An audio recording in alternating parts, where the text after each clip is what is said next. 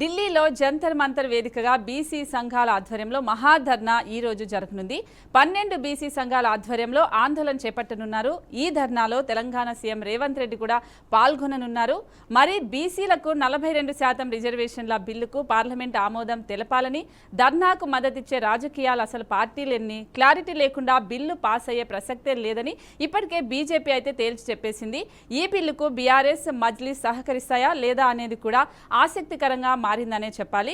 So దీనికి సంబంధించి ఈ రోజు మనం ఫర్ ద పీపుల్ డిబేట్లో డిస్కస్ చేద్దాం. సో దీనికి సంబంధించి మాట్లాడడానికి డిస్కస్ చేయడానికి ఈరోజు స్టూడియోలో వెంకట్ గారు ఉన్నారు కాంగ్రెస్ నుంచి. అలాగే శ్రీకాంత్ సముద్రాల బీఆర్ఎస్ నేత, తను కూడా ప్యానెల్లో ఇప్పుడు దీని గురించి డిస్కస్ చేయడానికి ఉన్నారు. అలాగే అనలిస్ట్ సత్యనారాయణ గారు, అలాగే బీజేపీ నేత కేశవరావు కూడా జూమ్ లైవ్లో మనకు అందుబాటులో అయితే ఉంటారు.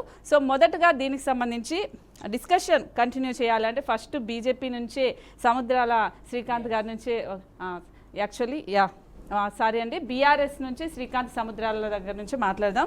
సో బీజేపీ వాళ్ళైతే ఆమోదం తెలిపారు బిల్లుకి సంబంధించి. సో కాంగ్రెస్ నుంచి కూడా అంతో ఇంతో ఆమోదం తెలిపి వాళ్ళు కూడా ధర్నా చేయడానికి వెళ్తూ ఉన్నారు. సో బీజేపీకి సంబంధించి ఆమోదం చేశారు, అంత చేశారు. కానీ బీఆర్ఎస్ నుంచి ఆఖరి కేటీఆర్ కూడా బయటకు వచ్చి మాట్లాడట్లేదు అనేది అయితే వినిపిస్తుంది. సో దీనికి సంబంధించి ఏం చెప్తారు? ముందుగా బీఆర్కే న్యూస్ వారికి నా నమస్కారాలు. ఈ అవకాశం ఇచ్చినందుకు ధన్యవాదాలు. గుడ్ మార్నింగ్ అండి స్వప్నిక గారు, వెంకట్ గారు, నమస్తే అండి.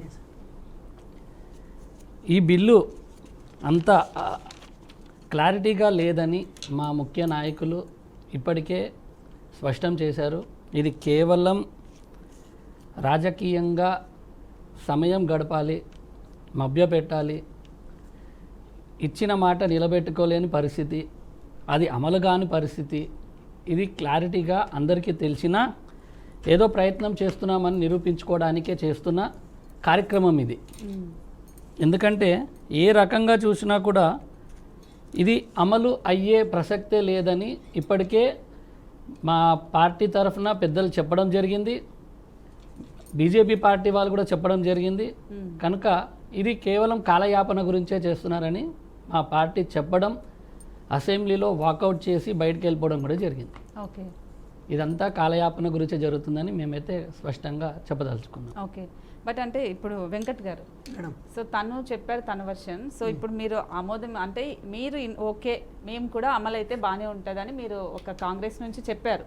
కానీ బీసీలకి సంబంధించిన రిజర్వేషన్ బిల్లో ఒక రేవంత్ రెడ్డి గారు ఒక సీఎం కాబట్టి జస్ట్ తను వెళ్తున్నారు అనే ఒక ఆరోపణ కూడా ఉంది. ఇప్పుడు రెడ్డి, ఇప్పుడు ఉత్తమ్ కుమార్ రెడ్డి కావచ్చు, లేకపోతే వీళ్ళంతా ఎందుకు వెళ్ళట్లేదు అనేది కూడా, అంటే రెడ్డికి సంబంధించిన సామాజిక వర్గం ఎందుకు పోవట్లేదు అంటే అయిష్టంగానే వెళ్తున్నారు అనేది అయితే విమర్శ వస్తుంది. దీనికి ఏం చెప్తారు మేడం? ముందుగా మీకు ప్యానల్ పెద్దలకు నమస్కారం మేడం.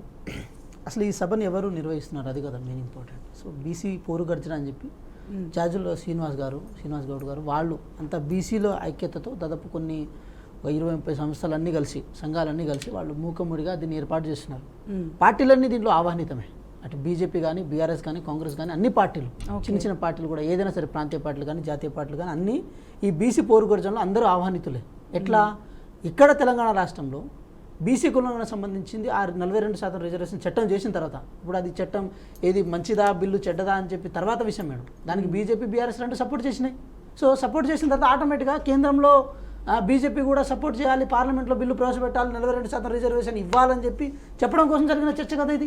దానికి మీరు మద్దతుగా వెళ్తే బాగుంది. ఇన్కేస్ కాంగ్రెస్ పార్టీ కనుక ఈ పోరు గర్జన ఏర్పాటు చేసి ఉంటే రాజకీయంగా మీరు రాకపోవడానికి కూడా వేరే అనుకోవచ్చు. కానీ ఒక బీసీ సంఘాలన్నీ కలిసి పెట్టిన తర్వాత కూడా మీరు పోవట్లేదంటే మీకు బీసీ సంబంధించిన రిజర్వేషన్ బిల్ అంటే ఇష్టం లేదంటే కదా, బీసీలకు 42% రిజర్వేషన్ దక్కడం ఇష్టం లేదంటే కదా, అదే కనపడుతుంది కదా. ఇన్కేస్ కాదని అంటున్నారు అన్నగారు.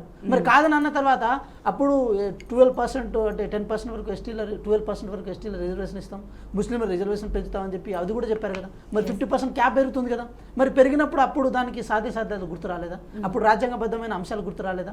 సో మేమేమంటున్నాం, మేమేమి చెప్పే ప్రయత్నం చేస్తున్నాం అంటే మేడం, మీరు చూడండి బీజేపీ కానీ, బీఆర్ఎస్ కానీ ఇక్కడ కేవలం ఇప్పుడు మీరు అపరిచితుడు సినిమాలో ఇక్కడ రాములాగా, అక్కడ రెమోలాగా, రాష్ట్రంలో ఏమో రాములాగా ఉన్నారు వీళ్ళు, అక్కడ ఢిల్లీలో పోయేసరికి రెమోలాగా మారుతున్నారు. మాకు తెలియదు అంటున్నారు, మాకు గుర్తు లేదని అంటున్నారు. కానీ అసెంబ్లీలో బీసీ బిల్లుకు సంబంధించిన అంశం మీద మీరు ఏదో మద్దతు తెలిపారు, మీ హరీష్ రావు గారు మాట్లాడడం జరిగింది, మీ కవిత గారు ఏది బీసీ కాకపోయినప్పటికీ కూడా మీ కవిత గారు జ్యోతిబా పూలే ఆశయాన్ని నేను వారసురాలని చెప్పుకునే కవిత గారు అంటే ఏది బీసీల ఐక్యత అన్నారు. మరి ఆ బీసీల ఐక్యత గురించి ఎందుకు పోరాడతలేదు, ఎందుకు కొట్లాడతలేదు?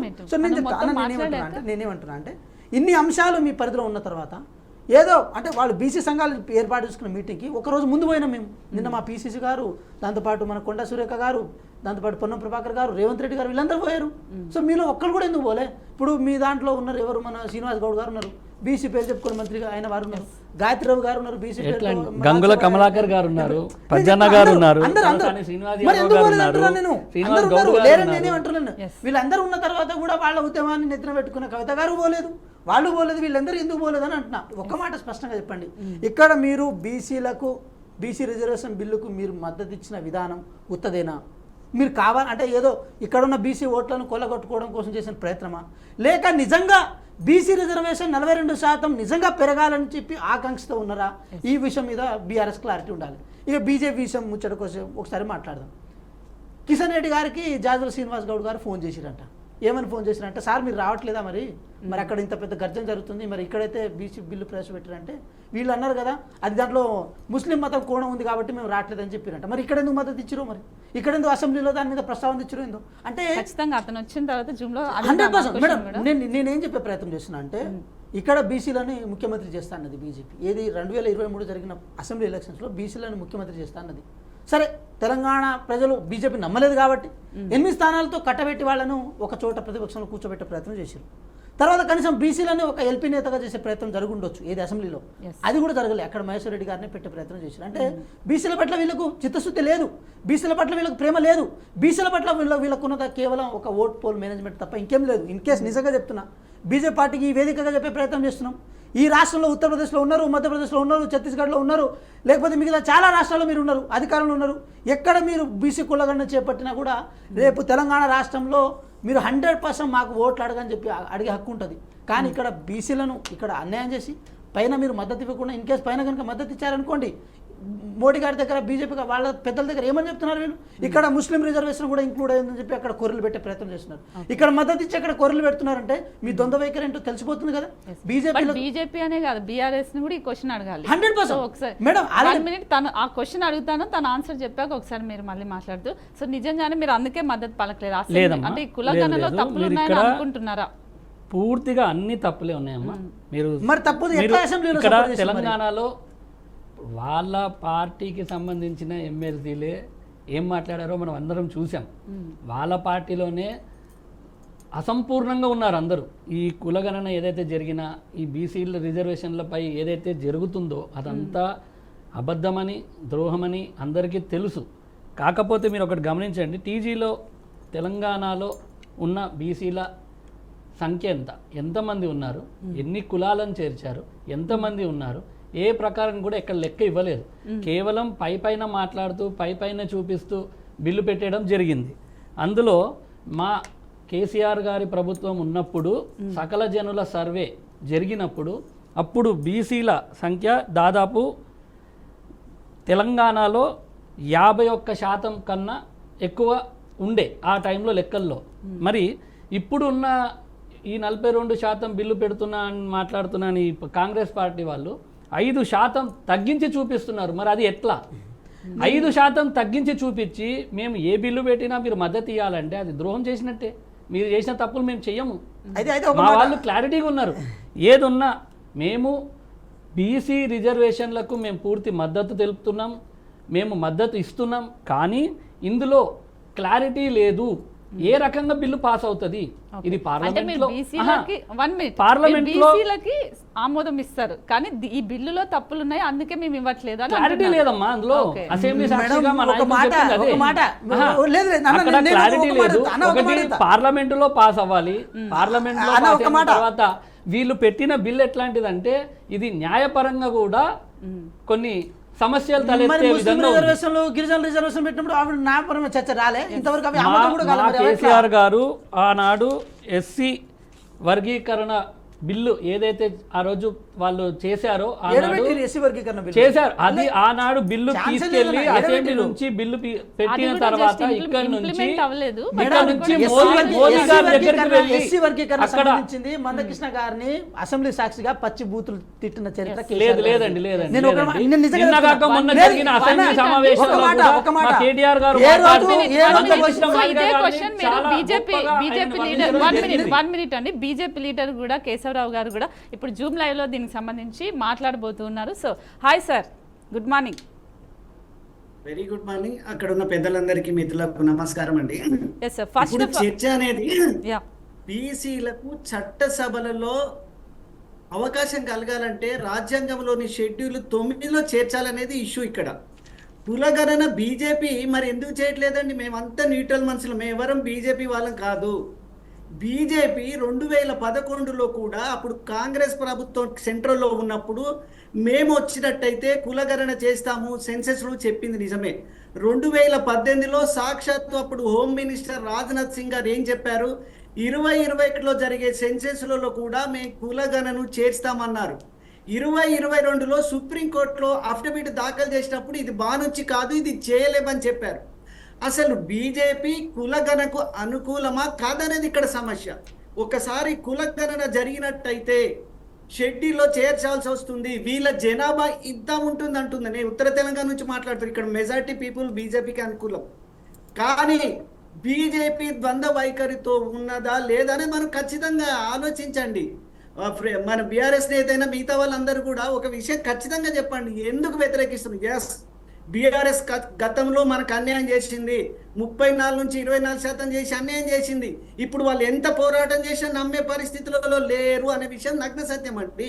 ఇప్పుడు చేస్తున్నారు, సపోర్ట్ చేస్తున్నారు. దాని కృతజ్ఞత భావం ఉండడంలో తప్పేం లేదు.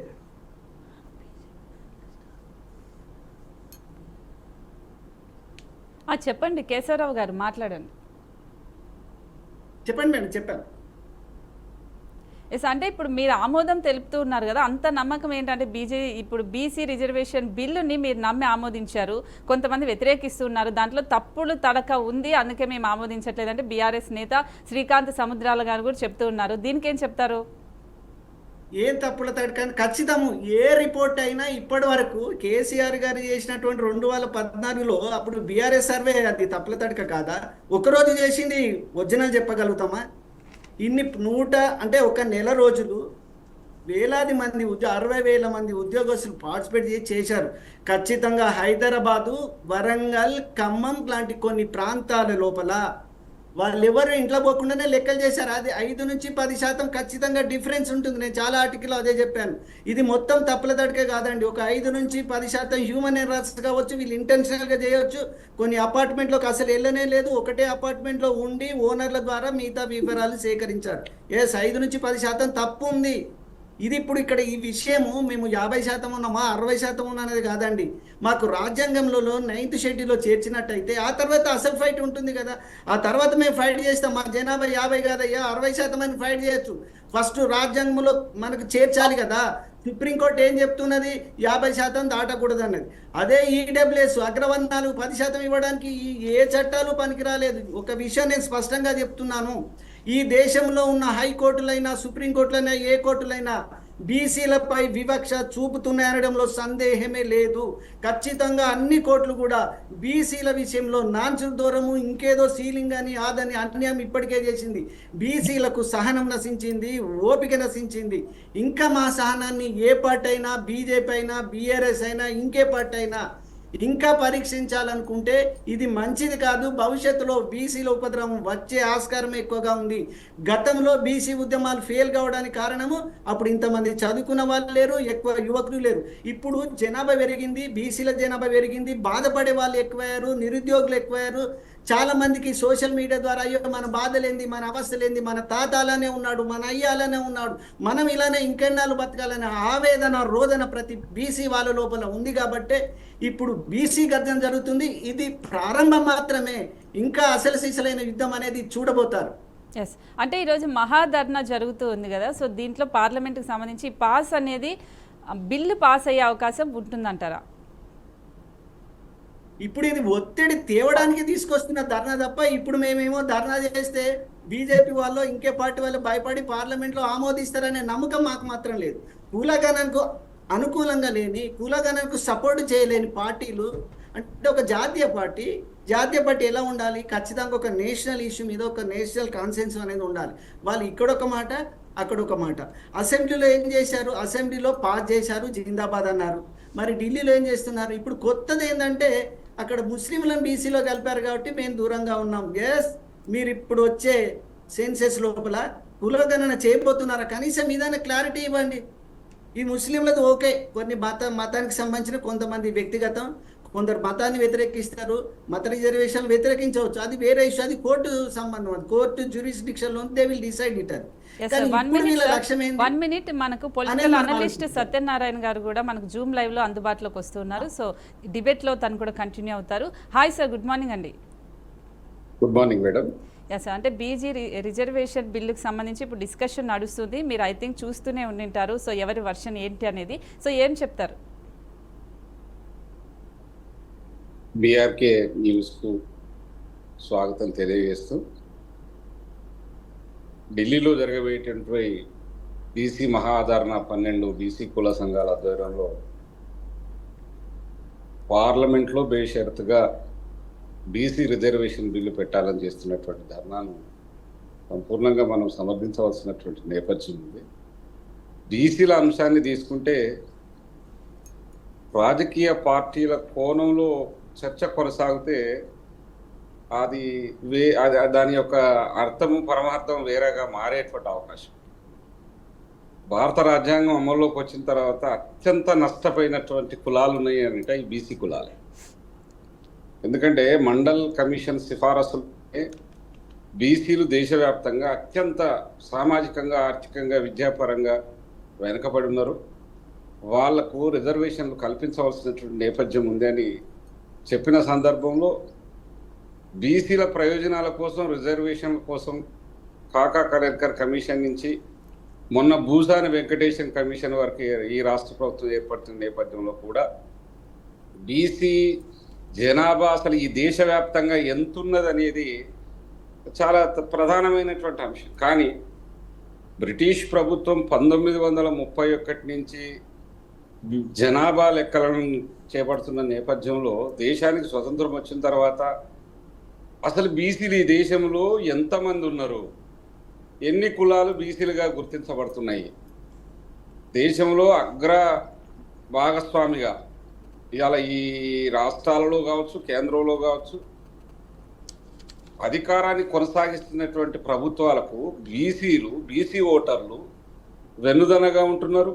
బీసీ ఓటర్లే చాలా కీలకంగా ఉంటున్నారు. కానీ బీసీ అంశం వచ్చరికి ఈ వాదము చాలా సంవత్సరాల నుంచి, మేము కూడా బీసీ ఉద్యమాలలో పాల్గొన్నటువంటి నేపథ్యం వరంగల్ జిల్లాలో ఉంది, చాలా చాలా వక్రీకరించబడినటువంటి అంశం. ఎందుకంటే ఎస్టీలకు రాజ్యాంగపరమైనటువంటి రిజర్వేషన్ కల్పించబడ్డాయి. బీసీలకు ఆయా రాష్ట్ర ప్రభుత్వాలు తమిళనాడు కావచ్చు, కర్ణాటక కావచ్చు, కేరళ కావచ్చు, సదరన్ స్టేట్స్ కాడికి వచ్చినప్పుడు, నార్థన్ స్టేట్స్ కాడికి వచ్చినప్పుడు చాలా డిఫరెంట్గా ఉన్నాయి, ఈశాన్య రాష్ట్రాల కాడికి వచ్చినప్పుడు చాలా డిఫరెంట్గా ఉన్నాయి. మనం ముఖ్యంగా ఉమ్మడి ఆంధ్రప్రదేశ్ వచ్చిన తర్వాత కులగణన చేపట్టినటువంటి నేపథ్యం కలిగి, కానీ వాస్తవంగా బీసీలకు రిజర్వేషన్లు ఇవ్వాలనేటువంటి చిత్తశుద్ధి ఈ రాజకీయ పక్షాలకు ఉన్నదా? ఎందుకంటే ఇవాళ బీసీల ఓట్లతోటి గద్దెనెక్కినటువంటి ప్రభుత్వాలు బీసీలకు రిజర్వేషన్లను కల్పించడంలో ఒక మీమాంసను కొనసాగిస్తామని ఇవాళ పెద్దలు చెప్పారు కదా. 9వ షెడ్యూల్లో భారత రాజ్యాంగాన్ని సవరించవలసిన అవసరం ఉంది.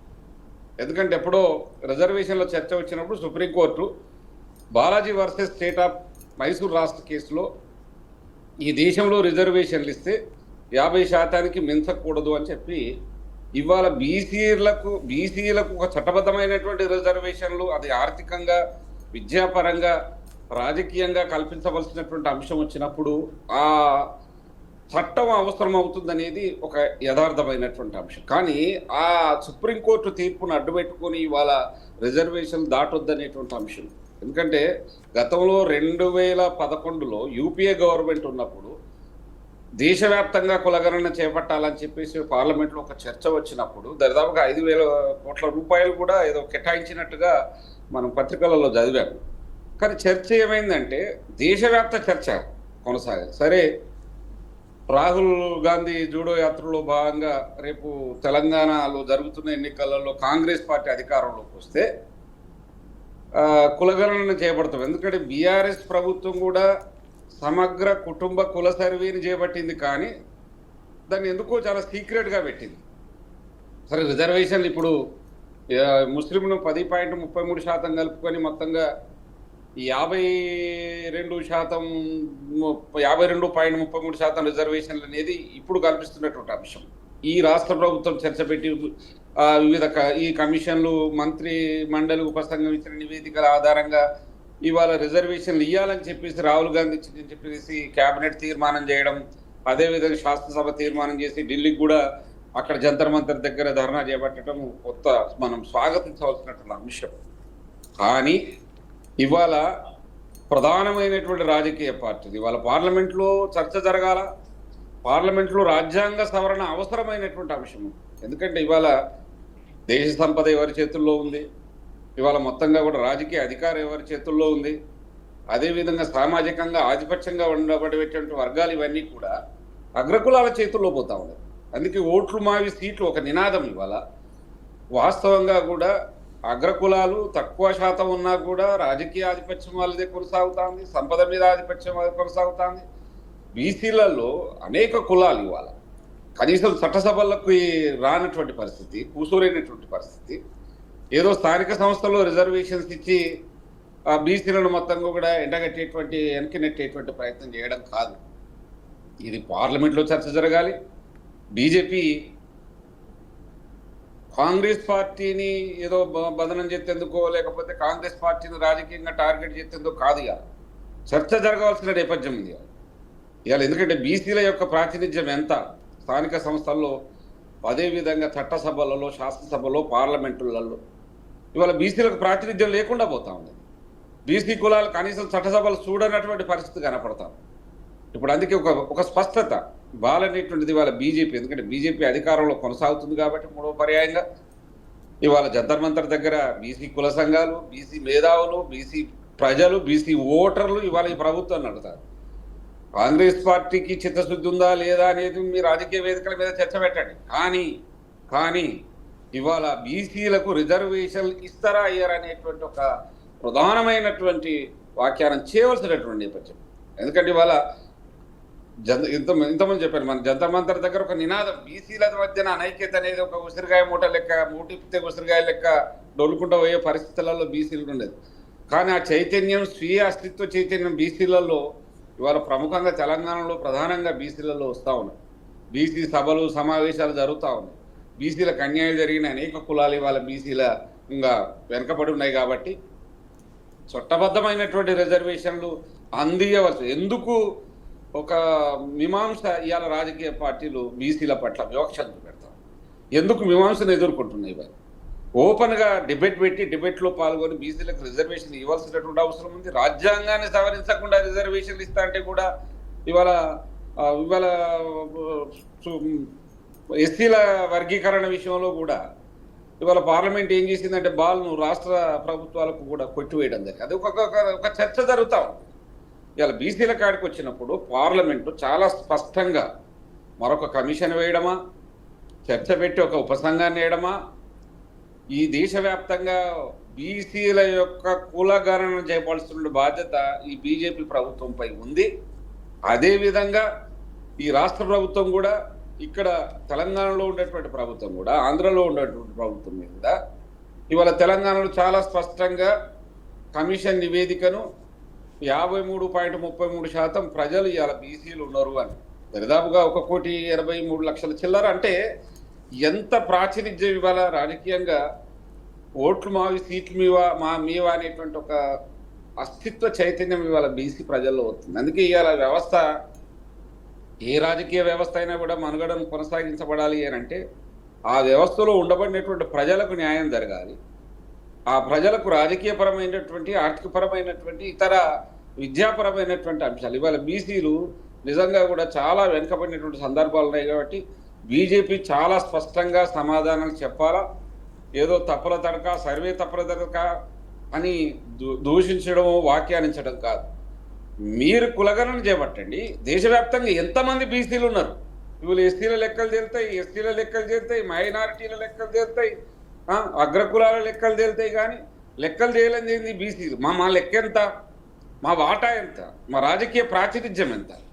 మా వాటా, మా ఓట్లతోటి సీట్లు నూరుతూ, మా ఓట్లతోటి ప్రభుత్వాల అధికారాన్ని కొనసాగిస్తున్నటువంటి ఇవాళ పార్టీలు దేశానికి స్వతంత్రం వచ్చిన తర్వాత ఇంత ఆర్థికంగా ఇంకా వెనుకబడినటువంటి అనేక కులాలు ఇవాళ చట్టసభల ముఖం చూడకుండా, ఇవాళ ఆర్థిక పరమైనటువంటి సర్దుబాటు లేక ఆకలితో చస్తున్నటువంటి అనేక కులాలు, వృత్తిపరమైనటువంటి కులాలు, సాంప్రదాయక కులాలు అవన్నీ కూడా హేళనగా, జుగుప్సాకరంగా, కులాన్ని హీనంగా, ఎస్సీల కంటే హీనంగా, ఆదివాసుల కంటే హీనంగా బీసీ కులాలను అంటే చూస్తున్నటువంటి నేపథ్యం. అందుకే ఇవాళ ఈ ప్రభుత్వం, రేవంత్ రెడ్డి ప్రభుత్వం రాష్ట్ర శాసనసభలో ఒక తీర్మానాన్ని ఆమోదించి, ఆ తీర్మానాన్ని ఇవాళ పార్లమెంటుకు పంపి, పార్లమెంటు చట్టం చేయవలసినటువంటి నేపథ్యం ఉందని చెప్పేసి ఇవాళ మాట్లాడడం కొంతవరకు మనం నిజంగా ఈ రాష్ట్ర ప్రభుత్వానికి ఒక బీసీలుగా మేము వారికి సంపూర్ణంగా మేము వారి అభిప్రాయానికి, వారు చేస్తున్నటువంటి కార్యక్రమాలకు సంపూర్ణంగా మేము మద్దతు చెప్తాము. సో ఇప్పుడు సత్యనారాయణ గారు చాలా క్వశ్చన్స్ అడిగారండి వెంకట్ గారు. సో పార్టీలు ఇప్పుడు మీరనే కాదు, బీఆర్ఎస్ కానీ బీజేపీ కానీ ఎవరైనా కూడా బీసీలకు ఏం చేసేది ఏముండదు, జస్ట్ అలా చెప్తూ ఉంటారు. అన్ని పార్టీలు ఒకటే, బీసీలకైతే ఎలాంటిది జరగలేదు అనేది తన మెయిన్ క్వశ్చన్. ఏం చెప్తారు మేడం? యాక్చువల్గా విషయం ఏంటంటే ఇప్పుడు సత్యనారాయణ గారు కూడా చాలా కాన్ఫిడెంట్గా మాట్లాడుండే ఈరోజు. అంటే బీసీలో ఉన్న అంశాలని చాలా కాన్ఫిడెంట్గా మాట్లాడు. ఇందాక ఒక మాట అనుండే ఉసిరికాయ బస్తా అని చెప్పి, అంటే బస్తా నుంచి కానీ సంచి నుంచి కానీ ఉసిరికాయ తీస్తే ఒక చోటు ఉండవు రాళ్ళు, అంటే ఇట్లా ఇది విస్తీర్ణంగా వెళ్ళిపోతాయి ఇట్లా. కానీ ఈరోజు ఆ పరిస్థితి లేదు. బీసీలతో ఐక్యత ఏర్పడింది. ఏది మా వాటా మాకు ఎంత ఉందని తేలిన తర్వాత ఈ వాటా మాకు కావాల్సిందని చెప్పి తెలంగాణ రాష్ట్రం సెంట్రిక్గా స్టార్ట్ అయిన ఈ ఉద్యమం ఏదైతే ఉందో దేశవ్యాప్తంగా అది పాకే ప్రయత్నం జరిగింది, జరగబోతుంది. సో దీని వెనకాల ఒక ప్రధాన కారణం చెప్పే ప్రయత్నం చేస్తాం మేడం. రాహుల్ గాంధీ గారు భారత్ జోడో యాత్ర చేస్తున్నప్పుడు కన్యాకుమారి నుంచి కాశ్మీర్ వరకు జరిగే మొత్తం ఈ ప్రయాణంలో వారు ప్రధానంగా ఎత్తుకున్న నినాదం అంటే ఎక్స్రే తీయాలి. ఇప్పుడు మన బాడీకి ఎక్స్రే తీస్తే బాడీలో ఏ రోగం ఎక్కడుందో ఎట్లా తెలుస్తుందో ఈ భారతదేశానికి కూడా ఎక్స్రే కావాలి. ఎస్టీల జనాభా ఎంత, ఎస్సీల జనాభా ఎంత, బీసీల జనాభా ఎంత తెలియాలని చెప్పే ప్రయత్నం చేశారు. అయితే ఎస్సీ ఎస్టీల జనాభాకు చట్టబద్ధత ఉంది మేడం. చట్ట ప్రకారము వాళ్ళ జనాభాను తీసుకోవచ్చు. కానీ బీసీల జనాభాకు చట్టబద్ధత లేదు. సో ఆ చట్టబద్ధత కల్పించినప్పుడు ఆటోమేటిక్గా ఏమవుతుంది, వాళ్ళ వాటా వాళ్ళకు వస్తుంది. ఉద్యోగాల్లో కానీ, దాంతోపాటు అవకాశాలు కానీ, రాజకీయ అవకాశాలు కానీ, సామాజికంగా కానీ, ఆర్థికంగా ఏ అంశాలు ఉన్నా సరే వాళ్ళ వాటి ఏంటో వాళ్ళకి తెలుస్తుంది. అలా తెలుసుకోవాలంటే ప్రధానంగా చేయాల్సిన అవసరం ఏంటంటే ఎక్కడొక్కడ దాన్ని స్టార్ట్ చేయాలి. స్టార్ట్ చేయాలనుకున్నప్పుడు ఈ భారతదేశంలో తెలంగాణ రాష్ట్రంలో తెలంగాణ ప్రజలు కాంగ్రెస్ పార్టీ అధికారాన్ని కట్టబెట్టిన తర్వాత జనాభా లెక్కలు చేసినాం. ఎందుకు జనాభా లెక్కలు చేయాల్సి వచ్చింది, ఎందుకు బీసీ కులగణన చేయాల్సి వచ్చిందంటే ఇందాక అన్నగారు చెప్పారు బీఆర్ఎస్ నుంచి. సో అన్నగారు నేను ఏమంటున్నా అంటే మీరు ఏదైతే కుటుంబ సర్వే చేసిరు, సకల జనుల కుటుంబ సర్వే చేసిరు, అది లెక్కలు దాదాపు 10 సంవత్సరాల వరకు రైట్ టు ఇన్ఫర్మేషన్ ద్వారా కనుక మనం అప్లికేషన్ చేస్తే ఒక్క ఇన్ఫర్మేషన్ కూడా రాలే. అదే ఎంఆర్ ఆఫీస్లో అక్కడే పరిమితమైంది, వాళ్ళు ఇంకా ఇయ్యలే. లాస్ట్ మూమెంట్లో మేము కులగణన చేపడతాం అనుకున్నప్పుడు మీరు అధికారంలో రాకంటే ముందు దాన్ని బయటపెట్టే ప్రయత్నం చేశారు. దానివల్ల ఏం ఉపయోగం? సో సుప్రీంకోర్టు ఒక ప్రధానమైన జడ్జిమెంట్లో ఒక మాట స్పష్టంగా చెప్తుంది. మేమేమంటున్నాం, ఎస్ బీసీలు నిజంగా వెనుకబడ్డారని ఆ భావన మీతో పాటు మాకు కూడా ఉంది. రాజకీయ పార్టీలుగా మీకుంది, ఏది పార్లమెంట్లో చట్టాలు చేసే ప్రజాప్రతినిధులుగా మీకు కూడా ఉంది, ఆ భావన మాకు కూడా ఉంది. కానీ మీరు చేస్తున్న ఏది చట్టబద్ధత ఏదైతే ఉందో దానికి లెక్కపత్రం కావాలి. లెక్కపత్రం ఉన్నప్పుడే మీరు చేసిన చట్టబద్ధత ప్రాపర్గా ఉంటుంది. దాని ద్వారా వేరే సామాజిక వర్గాల వాళ్ళను కూడా సాటిస్ఫాక్షన్ చేసినట్టు ఉంటుందని అనగానే ఆ అంశాన్ని ప్రధానంగా తీసుకుంది కాంగ్రెస్ పార్టీ ప్రభుత్వం. మేడం మేమేమంటున్నాం అంటే తెలంగాణ రాష్ట్రంలో అధికారంలో ఉన్న తర్వాత ఏదో విషయాన్ని మేము దాటివేసే అవకాశం మాకు ఉంటుంది, కానీ మేము దాటివేయలే. మేము దాన్ని చేసి చూపించినాం. మాకు చిత్తశుద్ధి ఉంది. కేవలం 1-2 నెలల కాలంలోనే అన్ని పార్టీలను ఒప్పించి ఇక్కడ మేము చట్టం చేసిన తర్వాత పార్లమెంట్లో కనుక ఆమోదం పొందితే కేవలం తెలంగాణ రాష్ట్రం మాత్రమే కాదు మేడం, ఈ దేశవ్యాప్తంగా చిన్న పెద్ద రాష్ట్రాలన్నింటిలో ఈరోజు బీసీ కులగణన చేపట్టాలని చెప్పి పెద్ద ఉద్యమం వస్తుంది. ఆ ఉద్యమం వచ్చినప్పుడు మీరు చూడండి, ఒకసారి బీసీ మండల కమిషన్ ఏర్పడినప్పుడు ఏది కమండలాన్ని చేతిలో పెట్టుకొని బీజేపీ నాయకులు తిరిగారు. ఏది రామ మందిరం పేరుతో మేము రామ మందిరాన్ని వ్యతిరేకిస్తలేం, కానీ ఒకదాన్ని ఏది మట్టి కల్పించడం కోసం ఇంకో దాన్ని లేవనెత్తిన ఒక కుటీలమైన బుద్ధి బీజేపీ పార్టీకి ఉండే, బీజేపీ ప్రభుత్వానికి ఉండే ఆ రోజు. సో అదే బుద్ధి ఈరోజు ప్రదర్శిస్తే ఎవరిని అన్యాయం చేసినట్టు? అంటే మీరు కాంగ్రెస్ పార్టీలతో మీరు ఎన్ని గట్టి పంచాయతీలను ఉండొచ్చు కాక, కానీ ఈ దేశంలో కేవలం ఏదైనా వనరులు కానీ ఏదైనా అంశాలు కానీ కొన్ని కులాలకే పరిమితం అవ్వడం ఏదైతే ఉందో అది ఎంతవరకు మంచిది కాదు, ఎంతవరకు కరెక్ట్ కాదు. నేను ఒక షెడ్యూల్ ట్రైబ్ని, ఒక షెడ్యూల్ అంటే ట్రైబ్ ఇక్కడ చిన్న క్వశ్చన్, మీరు ఎలాగో మీరు చట్టాన్ని తీసుకొచ్చారు, ఆమోదం చేయాలని అనుకుంటున్నారు, బాగానే ఉంది. కానీ బీసీ సంఘాల ఆధ్వర్యంలో కాకుండా రేవంత్ రెడ్డి గారి ఆధ్వర్యంలో జరిగి ఉంటే మేబీ ఇంకొంచెం ఎఫెక్ట్ అయ్యేదేమో అనేది ఒక వర్షన్ వినిపిస్తుంది. మేడం ఇక్కడ మేము ప్రభుత్వంలో ఉన్నాం, మా బాధ్యత ఏముంది? ప్రభుత్వంలో మేము ఉన్న తర్వాత, మాకు అసెంబ్లీలో మెజార్టీ ఉన్న తర్వాత మా బాధ్యతగా మేము చట్టాన్ని పాస్ చేసి మేము పంపించినాం. మాకు ఒక గురుతర బాధ్యత మేము చేయగలిగినాం. మేడం మీరు చూడండి, ఈ బాధ్యతను చేయడం అంత ఈజీ అనుకుంటున్నారా మీరు? చాలా కష్టంతో కూడుకున్న వ్యవహారం ఇది. అయినా సరే మేము దాన్ని చేయగలిగినాం. ఎందుకు చేయగలిగినాం? బీసీల మీద ప్రేమతో చేయగలిగినాము. బీసీని రాష్ట్రంలో కానీ ఈ దేశంలో కానీ అన్యాయం కాబడరని చేయగలిగినాము. వాళ్ళ పట్ల వాళ్ళ తరపున న్యాయం జరగాలి, వాళ్ళకు మంచి జరగాలి, వాళ్ళకు ఉద్యోగం ఉపాధి అంశాల్లో వాళ్ళకు భాగస్వామ్యం ఉండాలన్న కారణం చేత ఈరోజు మేము చేయగలిగినాం. సో ఇంత ఒక గురుతర బాధ్యతను మేము చాలా బాధ్యతగా చేసినందుకు మేము చాలా ప్రౌడ్గా ఫీల్ అవుతున్నాం. ఎట్ ద సేమ్ టైం ఆ బాధ్యతను కూడా అటు బీజేపీ కనుక నెత్తినేసుకొని కనుక చేయగలిగితే అది 100% సక్సెస్ అయితే. ఎందుకు కాదు మేడం? మీరు చూడండి, తమిళనాడులో షెడ్యూల్ 9లో చేర్చినప్పుడు కూడా ఆ రోజు పివి నరసింహరావు గారు 1992లో ఆయన దీంట్లో చాలా హెల్ప్ చేయడం జరిగింది. పివి నరసింహరావు గారు ఆ రోజు కాంగ్రెస్ పార్టీ ప్రధానమంత్రి కదా. సో మేము ఇదే అంటున్నాము. ఈరోజు గౌరవ ముఖ్యమంత్రి గారు రేవంత్ రెడ్డి గారు బీసీల మీద ప్రేమతో ఈరోజు బిల్లు పాస్ చేసి కేంద్రం పంపించారు. ఇక్కడ ఉన్న బండి సంజయ్ గారు కానీ లేకపోతే కిషన్ రెడ్డి కానీ వాళ్ళు ఇక్కడ కేంద్ర మంత్రులుగా ఉన్నారు. నిజంగా బీసీల మీద మీకు ప్రేమ ఉంటే, బీసీ ముఖ్యమంత్రి తెలంగాణలో చేద్దామని ఆకాంక్ష ఆశ కనుక మీకు ఉండుంటే ఈరోజు బీసీలను అక్కడ అవకాశం కల్పించండి. వార్డు సభ్యులు కానీ, సర్పంచులు కానీ, ఉప సర్పంచులు కానీ, ఎంపీటీసీలు కానీ, జడ్పీటీసీలు కానీ, జడ్పీ సభ్యులు కానీ ఎవరైనా సరే ఈరోజు బీసీలు వాళ్ళ ప్రాతినిధ్యం ఉంటుంది. 42% వాళ్ళు వస్తారు. అప్పుడు ఆటోమేటిక్గా ఈరోజు 42% ఉన్న ప్రజాప్రతినిధులు రేపు అసెంబ్లీలో కూడా ఉంటారు, రేపు పార్లమెంట్లో ఉంటారు. అప్పుడు వాళ్ళ చైతన్యం పెరిగి వాళ్ళలో అవకాశం ఉంటుంది కదా మేడం, వాళ్ళకు ఒక అవకాశం దొరుకుతుంది కదా. ఇది చేయడానికి బీజేపీ ఎందుకు ఆలోచిస్తుందంటే, బీజేపీ కావాల్సింది మతపరమైన రాజకీయాలు. మతం ఆధారంగా రాజకీయాలు చేయదలుచుకున్నప్పుడు కులాల పరమైన అంశాలను తీసుకొచ్చి వాళ్ళను ఆర్థిక అభివృద్ధి చేయడం కోసం బీజేపీ ఎట్టి పరిస్థితుల్లో ముందుకు రాలేదు కూడా. అయినా సరే మీ కనుక నిజంగా చిత్తశుద్ధి ఉంటే ఈరోజు బీసీ పార్టీ, బీసీ సంబంధించిన నాయకులు అటు బీఆర్ఎస్లో ఉన్న, బీజేపీలో ఉన్న, ఈరోజు జంతర్ మంతర్లో జరుగుతున్న పోరు గర్జన ఎవరైతే ఉందో ఈ బీసీ నాయకులు చేస్తున్న పని అది. ఇది బీసీ నాయకులు చేస్తున్న పని మీరంతా సమర్థించండి. మేము సమర్థించినాం. మేము పోతున్నాం. గౌరవ ముఖ్యమంత్రి గారు వస్తున్నారు, రాహుల్ గాంధీ గారు వస్తున్నారు, మా పీసీసీ ప్రెసిడెంట్ గారు వస్తున్నారు. మీరు కూడా చేసి మీ చిత్తశుద్ధి నిరూపించుకోండి. ఆ రోజు మేము చెప్తున్నాం కదా, ఈరోజు మన జాజుల శ్రీనివాస్ గారు కూడా ఒక మాట స్పష్టంగా చెప్పుండే, మీరు కనుక పార్టీలకు అతీతంగా అటు బీజేపీలో కానీ బీఆర్ఎస్లో కానీ ఉన్న నాయకులు కనుక మాకు ధన్యవాదాలు అండ్ మాకు కనుక మా దగ్గరికి వచ్చి ప్రయత్నం కనుక చేస్తే మాత్రం మేము 100% ఇదే సభని, ఈ పోరు గర్జన సభని కాస్త ధన్యవాద సభగా మేము మార్చుకుంటాము, ఈ బీజేపీకి ధన్యవాదం తెలిపే సభగా మేము మార్చుకుంటామని చెప్పి ఎస్ దానికి మేము కూడా మద్దతు ఇస్తాం. మేము మద్దతు ఇస్తాం మేడం. మా పార్టీకి ఎన్ని ఇబ్బందులు వచ్చినా, ఎన్ని బాధలు వచ్చినా మేము ఇక్కడ ప్రజల కోసం, సామాజిక న్యాయం కోసం చేసే న్యాయం కోసం పోరాటం చేసే వ్యక్తులుగా మేము 100% మద్దతు ఇస్తాం. కానీ ఆ చిత్తశుద్ధిని మేము నిరూపించుకున్న తర్వాత మేము ఎంత దూరమైనా తలగడానికి సిద్ధపడతాం. కానీ అది నిరూపించలేని ఎడల మిమ్మల్ని ఏ రోజుకి మేము ఎండగడుతూనే ఉంటాం. ఇంకో భాష కూడా బీఆర్ఎస్ పార్టీ నాయకులు నేను స్పష్టంగా చెప్పే ప్రయత్నం చేస్తున్నాం. కవిత గారు ఎటువైపు ఉన్నారు అంటే, బీసీ నినాదాన్ని ఎత్తుకొని రాజకీయం చేయదలుచుకున్నారా, లేకపోతే ఆ బీసీలను అభ్యున్నతి కోసం ముందుకెళ్దాం అనుకుంటున్నారని కనుక వాళ్ళు నిర్ణయించుకున్న తర్వాత అదే బీసీ పోరు గర్జన కాంగ్రెస్ పార్టీ చేస్తలేదు, అక్కడ బీసీ నాయకులు చేస్తున్నారు. కాబట్టి ఇక్కడ ఉన్న కవిత గారు పోకపోయినప్పటికీ కూడా కొంతమంది బీసీ నాయకులను పురమాయించి పంపించే బాధ్యత కవిత గారు కనుక తీసుకుంటే అప్పుడు కవిత గారు చేస్తున్న ఉద్యమానికి ఒక చిత్తశుద్ధి ఉన్నట్టు మేము నమ్ముతాం. లేదంటే కవిత గారు తన రాజకీయం కోసం, వాళ్ళ కుటుంబంలో ఒకళ్ళు బీసీ కోసం, ఒకళ్ళు ఎస్సీ కోసం, ఒకళ్ళు ఎస్టీ కోసం ఇలా విడిపోయి, వాళ్ళ కుటుంబంలో వెలువ సామాజిక వర్గం మొత్తం విడిపోయి ఈరోజు తెలంగాణ సమాజాన్ని మోసం చేస్తుందని చెప్పి మేము భావిస్తాం మేడం. లేదండి, మీరు మాట్లాడిన వెంకట గారు మాట్లాడిన ప్రతిదీ అవాస్తవాలతో కూడిందే. కవిత గారు క్లియర్గా, క్లారిటీగా, బహిరంగంగా చెప్పడం జరిగింది. ఆ వీడియోలు కూడా మనం అందరం చూసాం. ఇంకా అక్కడ వెనకడికి వేసేది ఏం లేదండి, లేదు, ఏం లేదు. అదే చెప్తున్నామండి, అదే దానికే మేము చెప్తున్నాం సమాధానం. మేము దానికే చెప్తున్నాం సమాధానం. కేవలం రాజకీయం కోసం బీసీలను మీరు వాడుకుంటున్నారు. వెళ్తున్నారా వెళ్ళట్లేదా అనేది చెప్పి కంటిన్యూ చేయండి. మేము పూర్తి మద్దతు తెలిపినాము, బహిరంగంగా మద్దతు తెలిపినాము. అక్కడ ఉన్నది చేయాల్సింది బీజేపీ ప్రభుత్వం. ఇక్కడ మీరు అంటే బీఆర్ఎస్ చేసేది ఏం లేదంటున్నారు ఇండైరెక్ట్ గా. చెప్తున్నది ఏంటంటే, ఇప్పుడు అధికారంలో రాష్ట్రంలో ఉన్నది మీరు, కేంద్రంలో ఉన్నది బీజేపీ. ఇక్కడ 8 మంది మీరు ఉన్నారు కాంగ్రెస్ తరఫున, బీజేపీ తరఫున 8 మంది ఉన్నారు.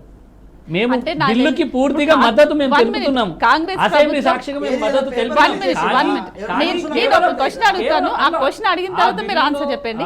సో ఇప్పుడు కాంగ్రెస్ వాళ్ళు చట్టాన్ని తీసుకొచ్చారు, సో మేము జస్ట్ మళ్ళీ ఇవ్వకపోతే బీసీ ఓట్లు రావేమో, సో జస్ట్ ఆమోదం ఇద్దాం, వెళ్తాము వెళ్ళమని సెకండ్ అనేలాగా మీరు చేస్తున్నారంటే ఏమంటారు?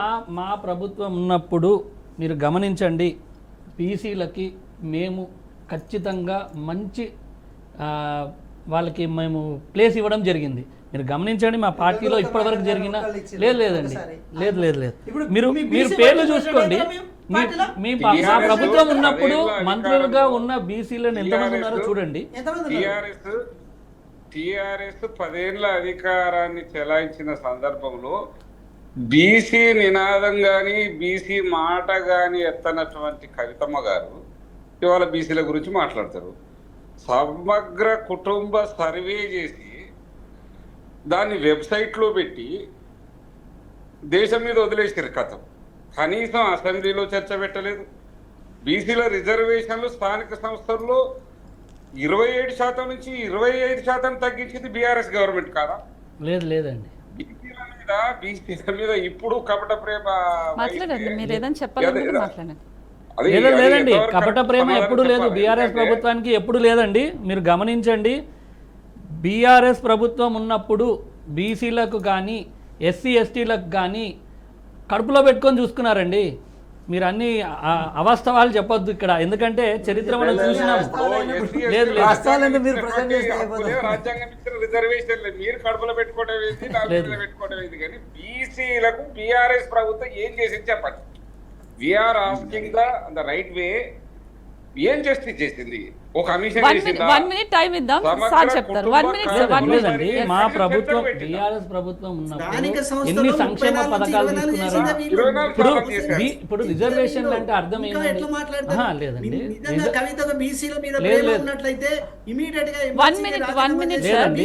మీరు క్వశ్చన్ అడిగారు, ఇప్పుడు సార్ చెప్తారు, శ్రీకాంత్ గారు చెప్తారు. 1 minute మీరు వినండి. 1 minute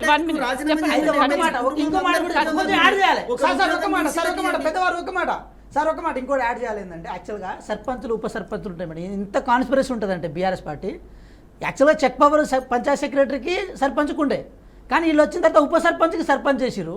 సపోజ్ ఒక ఊర్లో కనుక బీసీ సర్పంచ్ అయ్యారు అనుకోండి, ఉప సర్పంచ్ మళ్ళీ ఉన్నత కులాలకు ఇచ్చి అక్కడ చెక్ పవర్ని బ్యాలెన్స్ చేసిరు. ఎస్సీలకు కనుక అయితే వచ్చి సరే తండాల గ్రామ పంచాయతీలు అయితే ఎస్టీలు పక్క పోయారు అనుకోండి, ఎస్సీలో కనుక సర్పంచ్ అయితే మళ్ళీ అక్కడ ఉన్నత కులాల వారికి ఉప సర్పంచ్ వచ్చి మళ్ళీ అక్కడ చెక్ పవర్ని బ్యాలెన్స్ చేస్తారు. అంటే ఎటు చేసినా సరే రాజకీయంగా బీసీలను అణగదొక్కి కింది కొరణాల వాళ్ళని అణగదొక్కిన చరిత్ర బీఆర్ఎస్ పార్టీది. ఈ విషయం నేను యాడ్ చేయదలుచుకున్నా. లేదండి, ఇంకా మీరు గమనించండి, గత 10 సంవత్సరాలలో జరిగిన మీ బీసీకి కానీ ఎస్సీకి కానీ ఎస్టీకి కానీ రిజర్వేషన్స్ అంటే ఏంటండి?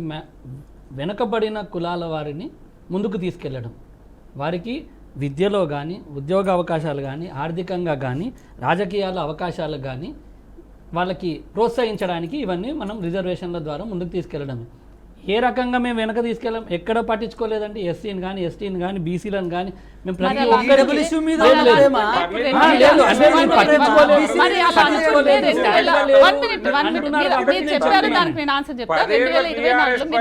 నిజంగానే చేసుకుంటే ఓట్లు ఖచ్చితంగా రావాలి, కానీ బీసీల ఓట్లు మీకు తక్కువ వచ్చాయనేది మనకు సర్వేలో తేలింది. లేదండి, అంటే బీసీలకు ఒకవేళ మీరు నిజంగానే మంచి చేశారు అనుకుంటే రూరల్లో కూడా బీసీలు ఉన్న వాళ్ళు చాలా మంది ఉన్నారు, కానీ మనకు ఓన్లీ సిటీలోనే ఎక్కువగా బీఆర్ఎస్ ఓట్లు వచ్చాయి, కానీ రూరల్గా చాలా తక్కువ % వచ్చింది అనేది మనకు చూసాం. నేనేం చెప్పట్లేదు, మనం డైరెక్ట్ గానే చూసాం. ఓట్లు వచ్చింది అంటే కాంగ్రెస్ పార్టీ అమలు కాని హామీలు ఇచ్చింది కాబట్టి అది ప్రజలను మభ్యపెట్టి అలా గెలిచారండి. లేదు, ఇప్పుడు ఎన్ని రకాలుగా అన్ని అమలు కాని హామీలు ఇచ్చి ప్రజలను మోసం చేసి వచ్చి రావడమే తప్ప అది అమలే హామీ మరి. సో ఇప్పుడు విషయం ఏంటంటే ఇంకా మీరు బయటపడలేదు కాబట్టి, మీరు ఓడిపోయారు కాబట్టి ఎట్లా చెప్తున్నారు. కానీ ఒకసారి వాళ్ళ మేనిఫెస్టో చూడండి, మా మేనిఫెస్టో కంపేర్ చేయండి, ఎవరు ఫైనాన్షియల్ డిసిప్లిన్ అమలు చేశారో తెలిసిపోతుంది. నేను ఇంకో మాట కూడా చెప్పే ప్రయత్నం చేస్తున్నా, పెద్దవారు ఉన్నారు కాబట్టి చెప్తున్నా. మేడం మీరు చూడండి, ఈడబ్ల్యూఎస్ రిజర్వేషన్ అమలు చేయడానికి ఎటువంటి ఏది కాన్స్టిట్యూషన్ క్యాప్లు అడ్డు రాలే, ఏది 50% రిజర్వేషన్ దాటిపోతుందో అది ఏం గుర్తు రాలే.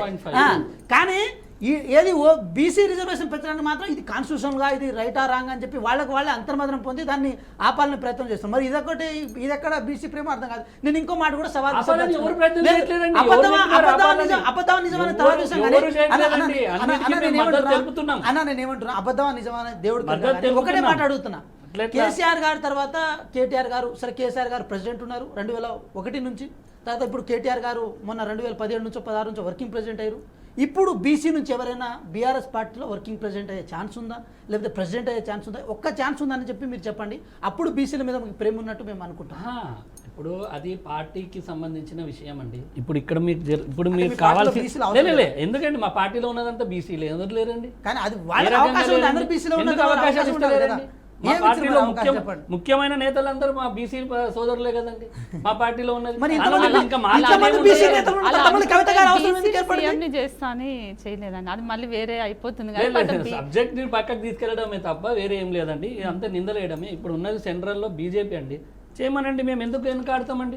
9th షెడ్యూల్లో పెట్టి చేయమనండి. మేము మీరు అన్నిటికీ మెడల్ మేము వంచండి, ముందున్నాం మీరు కదండి. కేంద్రం మెడల్ వంచుతారు కదా చేయాల్సింది మీరు. కేంద్రం పోయి అండి, అక్కడ కూడా బీజేపీ మెడల్ ప్రభుత్వం వంచండి, అండి. ఏమైంది? బట్ అలా అనుకుంటే ఇప్పుడు బిల్లు ఇక్కడ అధికారంలో పెట్టినప్పుడు ఉన్నప్పుడు మేము పాస్ మీరు ఇంకా చేసినాం ఎక్కువ కదా, చేయాలి. ఓకే అన్నాం కదా. సార్ నేనేమంటున్నా, అక్కడ కాంగ్రెస్ పార్టీ మీటింగ్ చేస్తలేదు. కాంగ్రెస్ పార్టీ కనుక మీటింగ్ చేస్తుంటే రావడం రాకపోవడం విచక్షణ. కానీ బీసీ సంఘాలు మీటింగ్ చేస్తున్నాయి. అవే బీసీ సంఘాలు అంటే బీఆర్ఎస్ని దాంతోపాటు బీజేపీని కాంగ్రెస్ని ఇక్కడ అసెంబ్లీలో ఏ ధన్యవాదాలు వాళ్ళు కూడా తెలిపినాయి. కాబట్టి ఆ ధన్యవాదాలతో కృతజ్ఞత వెళ్ళండి, ఏమవుతుంది?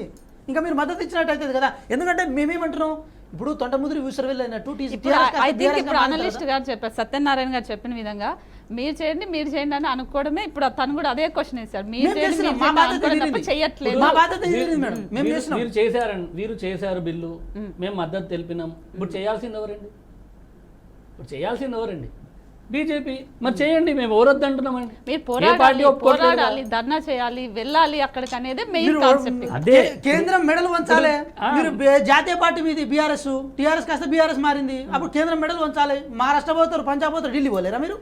ఇప్పుడు మీ జాతీయ పార్టీ కాంగ్రెస్ కాదండి. మరి అందుకే మేము పోతున్నాం. మరి 100 సంవత్సరాల చరిత్ర కదండి. మరి అందుకే మేము చేసినాం మరి చేయాలి సార్. కదా. అందుకే మద్దతు తెలిపినాం మీరు కదండి. ఎందుకు రావట్లేదు? మేము మద్దతు తెలిపినాం, చేయాల్సింది బీజేపీ. ఇప్పుడు బీజేపీ వాళ్ళు ఏం మాట్లాడతారు? ఇప్పుడు మరి వాళ్ళు ఎందుకు మౌనంగా సార్ ఉంటున్నారు? నేనేమంటున్నా, జ్యోతిబా పూలే ఆశయాలకు కర్త కర్మక్రియ అయిన కవిత గారు ఢిల్లీలో అక్కడ పోయి మెడల్ వంచితే బాగుంటుందని మేము అంటున్నాము. ఎందుకు పోతలేదని మా డౌట్. అంటే తెలంగాణ వరకే మీకు పరిమితమైరా?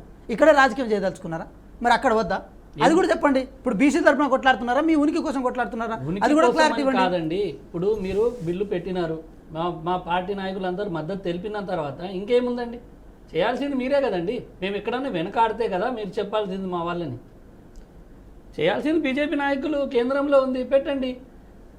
ఆ బిల్ అనేదే క్లారిటీగా లేదని మాత్రమే మేము చెప్పినాం గట్టిగా. అది క్లారిటీగా లేదు, అమలు కాదు, మీరు బీసీలను వాడుకుంటున్నారనే ఉద్దేశం అని మా కేటీఆర్ గారు క్లియర్గా చెప్పినారు. జంతర్ మంతర్ దగ్గర పాల్గొనొచ్చు కదా ప్రజాప్రతినిధులు అందరూ. సార్ అయితే ఇంకో మాట చెప్పాలి సార్. యాక్చువల్గా ఇక్కడ ఇంకో మాట చెప్పాలి మేడం. ఇప్పుడు ఎప్పుడైనా సరే మేడం, ఇది ఒకటి మనం మన దగ్గర ఒక డేటా ఉన్నప్పుడు, ఇంకో డేటా కొత్తగా వచ్చినప్పుడు దీన్ని కంపేర్ చేసినప్పుడు అది రైట్ ఆ రాంగ్ అని తెలుస్తుంది. అంటే గతంలో ఉన్న డేటా ఆల్రెడీ మీ దగ్గర ఉందా? బీసీ కులగణ చేసిన డేటా ఉందా? దాన్ని మీరు కంపేర్ చేసి ఈరోజు చెప్పారా మీరు? మరి అంటే ఆ కంపారిజన్ ఏం లేదు, ఎవరో వేగ్గా వీళ్ళు చెప్పేస్తారు, దాన్ని బట్టి ఏదో ముందుకెళ్తారు అంతే. ఎస్ సార్, సత్యనారాయణ గారు చెప్పండి, మాట్లాడుతున్నారు. కేశవ గారు చెప్పాలి సమాధానం. వాళ్ళు అసలు ఏం మాట్లాడితే బీజేపీ యాక్చువల్లీ కేశవరావు గారు కూడా తెలంగాణకు సంబంధించిన మేధావుల సంఘానికి సంబంధించిన వ్యక్తి. బట్ మన వాళ్ళు పీసీఆర్కి తెలియక బీజేపీ నేత అన్నారు. సో అదొక్కసారి సర్చ్ చేసుకోవాలి. అనలిస్ట్ గారు చెప్పండి, సత్యనారాయణ గారు. మేడం, ఈ దేశానికి స్వతంత్రం వచ్చిన తర్వాత బీసీల అంశాన్ని జాతీయ స్థాయిలో చర్చకు రాలేదు. చర్చకు వచ్చినా కూడా అది కేవలం మొక్కుబడిగానే దాన్ని కొనసాగించి పక్కన పడేశారు. ఇవాళ ఒక చైతన్యం వచ్చింది, మాకు రాజకీయ వాటా ఉందా, మాకు కల్పిస్తారా, మాకు విద్యాపరమైన రిజర్వేషన్లు, ఉద్యోగపరమైన రిజర్వేషన్ కల్పిస్తారా? ఎందుకంటే రాజకీయ పార్టీలు అధికారంలో ఉన్నప్పుడు ఒక రకంగా, అధికారంలో లేనప్పుడు మరొక రకంగా మాట్లాడడం అనేది ఈ ప్రజాస్వామ్య వ్యవస్థలో ఒక రివాజ్ అయింది. అత్యధికంగా ఇవాళ ఓట్ల శాతం ఉన్నది. ఇవాళ ఇప్పుడు అఖిల పక్ష పార్టీలన్నీ ఢిల్లీ జంతర్ మంతర్ దగ్గర కూర్చుంటే ఇది బీఆర్ఎస్ 10 ఏళ్లలో అధికారంలో ఉన్నప్పుడు ఒక మాట, అప్పుడు జ్యోతిరావు పూలే విగ్రహాలు అనరావు, సామాజిక న్యాయం గుర్తురాదు, బీసీల రిజర్వేషన్లు గుర్తురాదు, బీసీల జనాభా సమగ్ర కుల సర్వే రిపోర్టు గుర్తురా, ఏది గుర్తురాదు. ఇప్పుడు గుర్తొస్తుంది. నేను అనేది ఏంటంటే సమిష్టిగా రాజకీయ పార్టీలకు ఒక స్పష్టత, ఈ దేశ సమాజంలో ఉండబడినటువంటి సామాజిక అసమానతల మీద, వివిధ కులాల యొక్క ఆర్థిక జీవన విధానం మీద, వాళ్ళ సామాజిక జీవన విధానం మీద రాజకీయ పక్షాలకు ఒక అవగాహన ఉండాలి. రాజకీయ ఆరోపణలు చేసుకుని ఇవాళ నిజంగా అన్ని పార్టీలు బీసీలకు ద్రోహం చేస్తాయి. ఇవాళ బీసీలకు న్యాయం చేయమని అడుగుతాను. ఎందుకంటే ఎస్సీలకు రిజర్వేషన్స్ రాజ్యాంగ రీత్యా ఉన్నాయి, ఎస్సీలకు రాజ్యాంగ రీత్యా రిజర్వేషన్స్ ఉన్నాయి, కానీ బీసీలకి అలా రిజర్వేషన్ లేవు. తమిళనాడు లాంటి రాష్ట్రము, కర్ణాటక లాంటి రాష్ట్రం ఇవన్నీ కూడా అడ్వాన్స్గా కొంత ఇప్పుడు గత 20-30 ఏళ్ల నుంచే సుప్రీంకోర్టు తీర్పు Balaji versus state of Mysore రాష్ట్ర కేసును అధిగమించి 50% మించి రిజర్వేషన్లు ఇచ్చినాయి. ఇవాళ ఈ రాష్ట్ర ప్రభుత్వం కూడా రిజర్వేషన్లను చేయాలి. ఎందుకంటే ఈ దేశంలో 52-53% ఉండబడిన బీసీలకు న్యాయం చేయమని అడుగుతా ఉంటే ఒక నినాదంగా ఇవాళ ఉద్యమం చేయవలసినటువంటి పరిస్థితి వస్తుంది. అంటే రాజకీయ పార్టీలు ఇప్పటికైనా కూడా, ఎందుకంటే రేపు రానున్న రోజులలో బీసీల మధ్య గనక చైతన్యం అది తారాస్థాయికి చేరితే ఈ రాజకీయ పార్టీలకు తప్పనిసరిగా గుణపాఠం చెప్పేటువంటి అవకాశం వస్తుంది. అందుకే మేము కోరుకునేది ఏంటంటే ఇవాళ జూడో యాత్రలో ఇచ్చిన హామీలు, ఎందుకంటే గతంలో కూడా కాంగ్రెస్ పార్టీ దీని మీద చర్చ లేకుండా చర్చను కొనసాగించి బడ్జెట్లో కేటాయింపులు చేసినా కూడా మన్మోహన్ సింగ్ ప్రధానమంత్రిగా ఉన్నప్పుడు మరి ఎందుకో అది చాలా మళ్ళీ వెనక్కిపోయింది. తర్వాత జూడో యాత్రలో బీసీల రిప్రజెంటేషన్, బీసీ ప్రజల యొక్క సామాజిక ఆర్థిక స్థితిగతులను నాకే అవగాహన చేసుకున్నట్టు రాహుల్ గాంధీ రేపు తెలంగాణలో కాంగ్రెస్ గవర్నమెంట్ వచ్చిన తర్వాత దీని మీద స్పష్టంగా బీసీలకు రిజర్వేషన్ ప్రక్రియ కొనసాగుతుంది అన్నారు. వాళ్ళు ఇచ్చిన హామీ మేరకు కమిషన్ వేసిండ్రు, కమిషన్కి అనుకూలంగా తీర్మానం చేసింది, అసెంబ్లీ తీర్మానం చేసి పార్లమెంట్. ఇప్పుడు ఏం చేయాలి? బీసీల మీద చిత్తశుద్ధి ఉండి మాట్లాడుతున్నటువంటి రాజకీయ పక్షాలు ఏవైనాయో, ఇంక్లూడింగ్ బీఆర్ఎస్, ఇతర రాజకీయ పార్టీలు, అక్కడ ఢిల్లీ జంతర్ మంతర్ దగ్గర కూర్చోవాలి కదా. ఢిల్లీ జంతర్ మంతర్ దగ్గర కూర్చొని అక్కడ ఢిల్లీ ఉన్న ప్రభుత్వాన్ని, బీజేపీ ప్రభుత్వాన్ని డిమాండ్ చేయాలి. దేశవ్యాప్తంగా ఉండబడినటువంటి బీసీ ప్రజాప్రతినిధులు, పార్లమెంటేరియన్స్ మధ్యన చైతన్యం చేయాలి. చైతన్యం వచ్చినప్పుడు, ఎందుకంటే తెలంగాణ ఎట్లయితే రాష్ట్ర ప్రయోజనం కోసం ప్రజలలో ఒక భావజాల వ్యాప్తి జరిగిందో అట్లా ఇవాళ బీసీలలో కూడా ఒక భావజాల వ్యాప్తి జరుగుతుంది. ఫైనల్ గా చెప్పండి, బీసీ రిజర్వేషన్ బిల్లుకు సంబంధించి ఆమోదం రావాలి అంటే వస్తుంది అనుకుంటున్నారా, లేదా ఇలాగే కాలం గడిపేస్తారు అనుకుంటున్నారా? ఫైనల్ గా చెప్పండి. ఎందుకంటే ఈ బీసీల మీద బీజేపీకి అయితే చిత్తశుద్ధి లేదు. ఎందుకంటే ఇప్పుడు సర్వేలు తప్పుల తడకన, లేకపోతే కుటుంబ సర్వేలో ఈ కుటుంబ సర్వేలో ఇంత శాతం తీసుకోలేదు, 2% తీసుకోలేదు, ఇది చర్చ అనవసరం. ఇప్పుడు జాతీయ స్థాయిలో బీజేపీ పార్టీ ఈ బిల్లు విషయంలో పార్లమెంట్లో బిల్లు పెడుతుందా? ఆ ధైర్యం ఉన్నదా? ఎందుకంటే అనేక బిల్లులు చూసినాం. ఇలా వక్ఫ్ బోర్డు గురించి బిల్లు గురించి కూడా దేశవ్యాప్తంగా చర్చ జరుగుతుంది.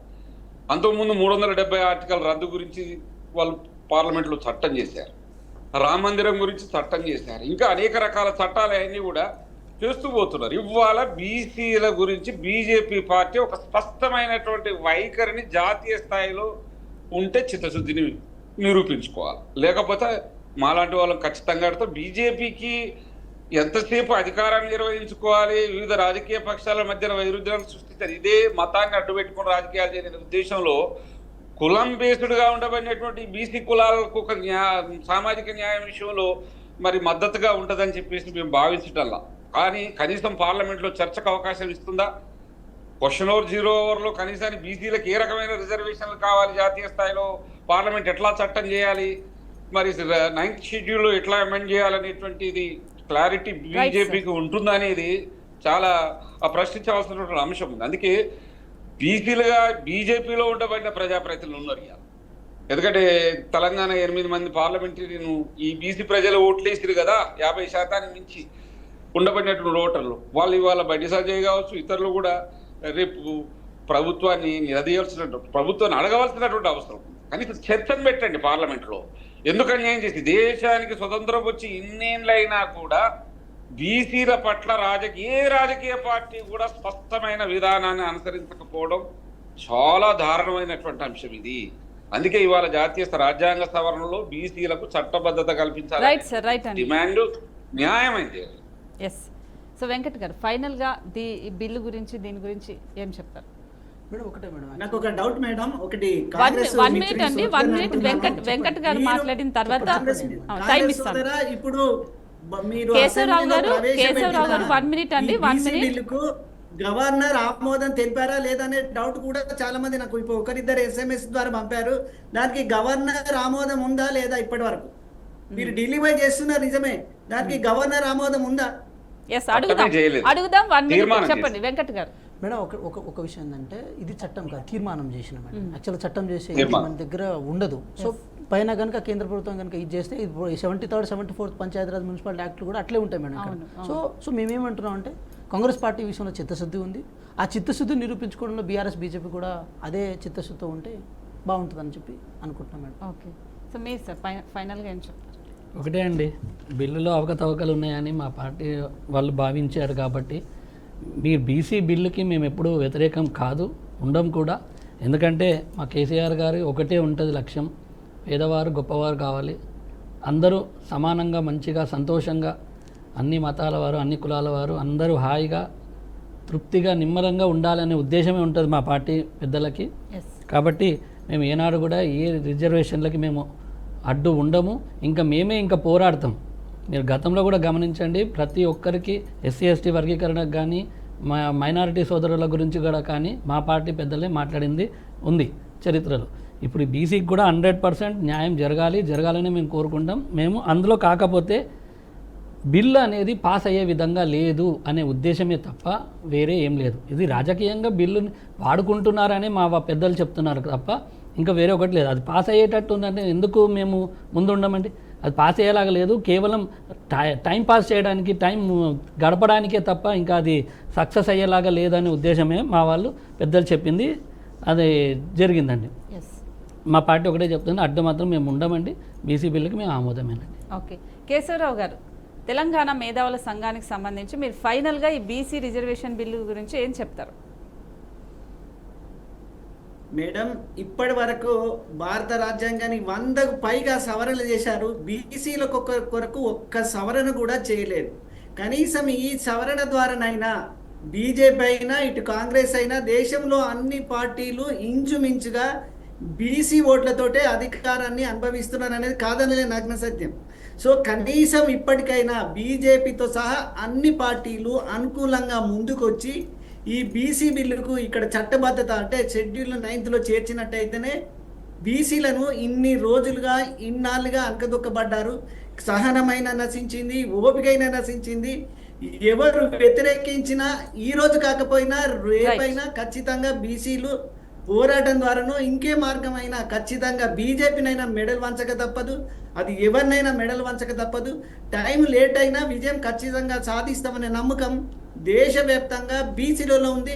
చివరిగా ఇంకొకటి ఏంటంటే, కేవలం బీసీ బిల్లు ద్వారానే కాంగ్రెస్ నమ్మే పరిస్థితి లేదు.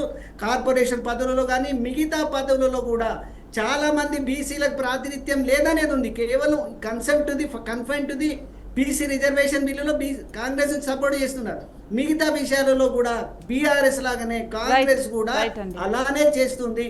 అగ్రవర్ణాలకే ఆతిథ్యమైన తాంబూలాలు ఇస్తుంది అనేది ఖచ్చితంగా ఉంది. అది కూడా మార్చుకోవాలని ఈ సందర్భంగా నేను కోరుతున్నాను. రైట్ కేశవరావు గారు, అంటే ఇంత బిల్లు గురించి ప్రతి ఒక్కరు కూడా ఆమోదం రావాలనే కోరుకుంటున్నాం. సో ఈ రోజు అయితే అక్కడ మహాధర్నా ఢిల్లీలో జరుగుతూ ఉంది కాబట్టి అది పాస్ అవ్వే ఛాన్స్ అసలు ఉంటుందా, ఆమోదం గురించి పక్కన పెడితే అనేది ఈ రోజు మనం చూడాల్సిన అవసరం అయితే ఉంది. సో బిల్లు పాస్ అయితే ఖచ్చితంగా ఆమోదం పొందితే ఖచ్చితంగా అన్ని పార్టీలు కూడా సంతోషాన్ని వ్యక్తం చేసే అవకాశం అయితే ఉంది. మరి చూద్దాం అసలు బిల్లు పాస్ అవుతుందా లేదా అనేది. సో ఇది ఇవాళ ఫర్ ద పీపుల్. సో డిబేట్లో పాల్గొన్న వెంకట్ గారు, అలాగే సత్యనారాయణ గారికి, శ్రీకాంత్ సముద్రాల గారికి, కేశవరావు గారికి అందరికీ కూడా ధన్యవాదాలండి.